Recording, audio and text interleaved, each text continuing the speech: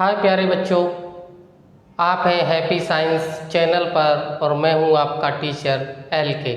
और मैं आज एक और टॉपिक को आसान बनाने के लिए आया हूं ताकि केमिस्ट्री या साइंस में आपको कोई भी टॉपिक डराए नहीं और आप उसको खुशी खुशी हंसी खुशी याद कर पाएँ, उसकी कॉन्सेप्चुअल क्लैरिटी हो सके। तो आइए देर न करते हुए हम लोग स्टार्ट करते हैं। चैप्टर है एसिड बेस एंड सॉल्ट और टॉपिक है सॉल्ट। और सॉल्ट के पिछले वीडियो में हम लोगों ने कॉमन सॉल्ट को स्टडी किया था।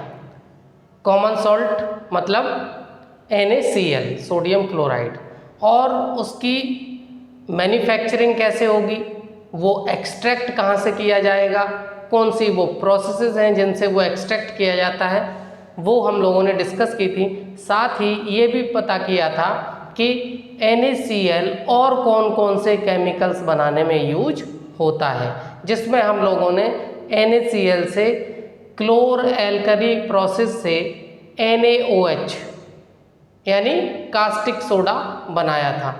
और वो वीडियो भी बहुत फ्रूटफुल है क्योंकि कास्टिक सोडा का बनना जो बुक में जिस तरीके से दिया है वो काफ़ी डिफ़िकल्ट लगता है बच्चों को, लेकिन जो मैंने प्रोसेस एक इनोवेटिव आइडिया के तहत जो मैंने एक्सप्लेनेशन दिया है वो बहुत इजी है, आप आराम से समझ सकते हैं। तो आप वो वीडियो भी देख सकते हैं और जिसमें मैंने वो सब चीज़ें बताई हैं और लिंक मैं उसका डिस्क्रिप्शन में दे दूंगा। तो अब कंटिन्यू करते हैं उसके आगे की बात कि कॉमन सॉल्ट तो हमने कर लिया, उसका एक यूज भी कर लिया कि NaOH को बनाना, लेकिन अब दूसरा यूज हम लोग करते हैं। दूसरा यूज है NaCl का ही है, ये कॉमन सॉल्ट का ही यूज है। क्या यूज है? बेकिंग सोडा को मैन्युफैक्चर करना। मतलब कि NaCl is also use to make और मैन्युफैक्चर और प्रिपेयर बेकिंग सोडा।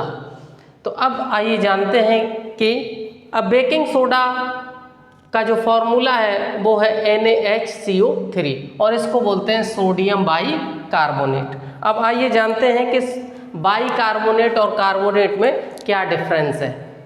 तो बाई कार्बोनेट होता है HCO3 नेगेटिव और कार्बोनेट होता है CO3 नेगेटिव।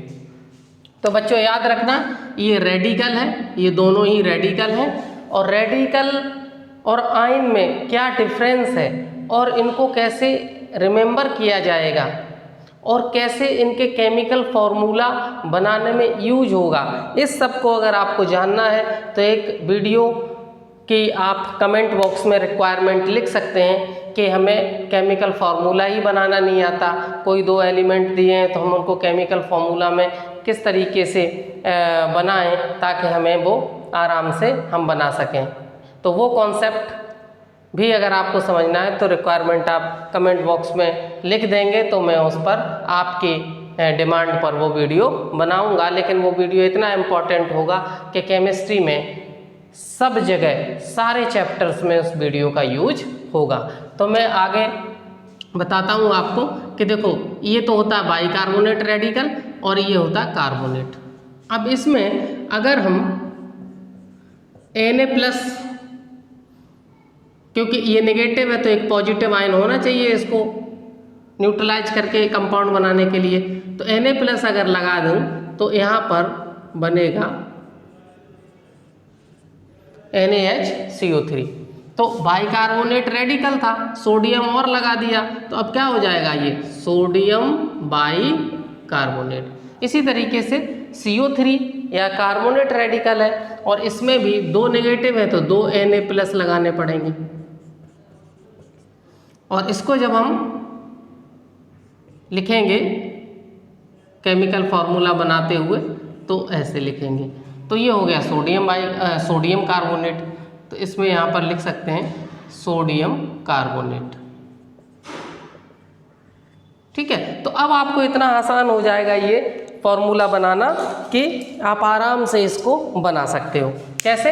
अगर आपको बाइकार्बोनेट और कार्बोनेट पता है।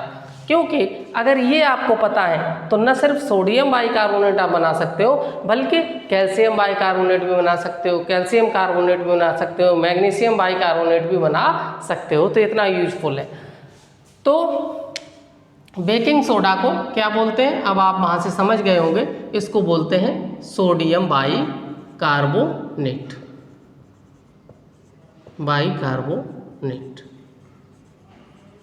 कभी कभी हम एक और इस नाम से बुलाते हैं इसको, सोडियम हाइड्रोजन कार्बोनेट, क्योंकि बाइकार्बोनेट को हाइड्रोजन कार्बोनेट भी बोलते हैं, तो इसलिए सोडियम हाइड्रोजन कार्बोनेट यहाँ लिख सकते हो। यहाँ पर थोड़ा लाइट आ रही है तो ये हमने यहाँ पर ऐसे कर दिया। यहाँ अगर मैं बोल रहा हूँ वो ही लिख लीजिए आप, सोडियम हाइड्रोजन कार्बोनेट। तो ये 3 नाम हो गए इसके, बेकिंग सोडा, सोडियम बाइकार्बोनेट और सोडियम हाइड्रोजन कार्बोनेट। अब इसको बनाएंगे कैसे, और बनाने में रिएक्शंस इतनी लेंदी होती हैं कि बच्चों को याद करना बहुत मुश्किल होता है। तो उसी को मेरा प्रयास है कि इतना इजी कर दिया जाए केमिस्ट्री की रिएक्शंस को कि बच्चे खेल खेल में उसको बना सकें, और यही आप करने वाले हो अभी। देखो, सोडियम क्लोराइड से बनाना है आपको, क्योंकि उसी का यूज हम पढ़ रहे हैं। तो सोडियम क्लोराइड से बनाना है क्या, सोडियम बाइकार्बोनेट। तो अब देखो, इस वेसल में हमने सोडियम क्लोराइड ले लिया और पानी भी ले लिया, तो एक हमने सॉल्यूशन बना लिया, किसका, सोडियम क्लोराइड का। इसके बाद हम क्या करेंगे कि CO2 को पास कराएंगे इस सॉल्यूशन में, और NH3 को भी पास कराएंगे। अब देखो, NH3 यानी अमोनिया को पास कराना है। अब अमोनिया आप कहोगे सर हमें तो अमोनिया ही नहीं पता क्या होता है। तो अमोनिया आपको पता है, लेकिन आपको ये नहीं पता है कि आपने कहाँ पर वो स्मेल करते हो, स्मेल भी करते हो, लेकिन आपको ये नहीं पता कि वो अमोनिया है। तो बच्चों, आपके जानकारी के लिए बता दूं कि ये डेली लाइफ में से हम लोग एग्जाम्पल ले सकते हैं, और वो है कि यूरिनल्स में, यूरिनल जहाँ पर यूरिनल्स होते हैं, आप समझ सकते हैं यूरिनल क्या है। तो जहाँ पर पेशाब घर होते हैं, या हम लोग जब अपने ही घरों में देखते हैं जहाँ यूरिनल्स हैं, वहाँ पर एक अलग तरीके की स्मेल आती है। तो जो आपकी यूरिन है, हम यूरिन से अमोनिया निकलती है। यूरिन से जो स्मेल आती है वो किसकी स्मेल होती है, वो होती है अमोनिया की स्मेल। और यही अमोनिया यहाँ पर पास कराते हैं, और जब पास कराते हैं CO2 एंड अमोनिया, तो फिर हमें क्या मिलता है, सोडियम बाइकार्बोनेट। तो देखो कितना आसान हो गया, हमें NaCl से बनाना है तो यहाँ हमने NaCl लिख लिया, वाटर में उसका सॉल्यूशन लिया तो वाटर लिख लिया, CO2 हमने पास कराई तो वो लिख लिया, और NH3 पास कराई तो हमने वो लिख लिया। इसके बाद प्रोडक्ट साइड में देखो कितना आसान है। हम बनाना क्या चाहते हैं, सोडियम बाइकार्बोनेट, तो वो तो बनेगा ही, और वो प्रोडक्ट में आपको लिखना ही पड़ेगा, तो आपने लिख लिया सोडियम बाइकार्बोनेट। इसके बाद देखो, सोडियम भी यूज हो गया, कार्बन डाइऑक्साइड भी यहाँ कार्बोनेट में यूज हो गई, एक हाइड्रोजन भी यहाँ से यूज हो गया। अब आपका बचा NH3 और Cl। तो यहाँ से एक हाइड्रोजन जो बचा तो वो मिलके बना लेगा NH4Cl। यानी जो Cl है इसको हटाने के लिए ही अमोनिया का यूज किया जाता है।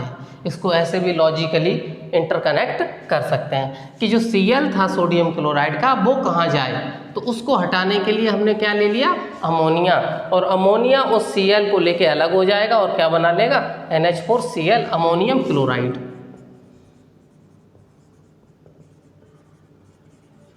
अमोनियम क्लोराइड बना लेगा। तो इस तरीके से इस रिएक्शन का मैंने जो डायसेक्शन किया है, इस डायसेक्शन से आपको एक एक पार्ट क्लियर हो जाएगा, और कभी भी आप इसको भूलेंगे नहीं, और भूलेंगे भी तो जैसे ही रिवाइज करोगे आप आराम से इसको समझ सकते हो, याद कर सकते हो। अब आगे देखते हैं बच्चों, ये तो हो गई बेकिंग सोडा के प्रिपरेशन की बात, बनाते कैसे हैं वो। अब हम देखते हैं इसकी प्रॉपर्टीज। प्रॉपर्टीज में देखो बेकिंग इंडस्ट्री में बेकिंग सोडा का यूज होता है। बेकिंग इंडस्ट्री क्या है? जहाँ बिस्किट बनते हैं, जहाँ ब्रेड बनते हैं, जहाँ केक बनता है, जहाँ मफिन्स बनते हैं, और घरों में भी बेकरी होती है और बेकिंग करते हैं। वो कहाँ पर? जब हम लोग घर में केक बनाते हैं या फिर भटूरे बनाते हैं, छोले भटूरे खाते हैं ना, मुंह में पानी आया, तो भटूरे जब बनाते हैं तो वहाँ पर बेकिंग ही एक्चुअली होती है।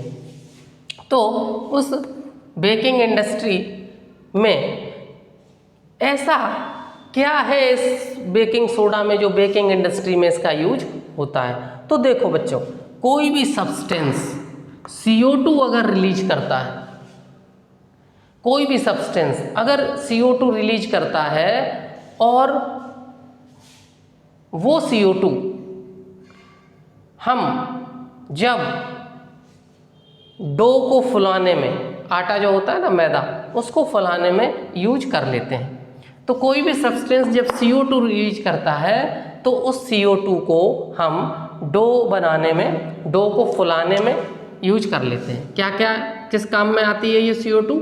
Help to rise the dough, आटे को फुलाने में, एंड प्रोडक्ट, यानी जो भी हम प्रोडक्ट बना रहे हैं, जैसे भटूरा बना रहे हैं तो डो फुलाया और फिर जब वो सेका गया, उसमें फ्राई किया गया, तो फिर वो खुद ब खुद और भी राइज हुआ। राइज मतलब फूलना, तो डो भी फूला और प्रोडक्ट भी फूला। इसके बाद make dough porous and light and fluffy. Light and fluffy, ये थोड़ा टर्म आपको याद रखना है, ये आपकी जो लैंग्वेज आप बनाओगे उसमें डाल देना है, लाइट एंड फ्लफी। पोरस भी डाल दोगे। और make the item soft, dough को भी सॉफ्ट बनाता है और जो भी आइटम हम बना रहे हैं उस डो से, उसको भी क्या बना देता है? सॉफ्ट बना दे। तो आप क्या कहोगे कि अगर मैं पूछूं कि why baking soda is used in the baking industry, तो आप सीधे से कहोगे बिकॉज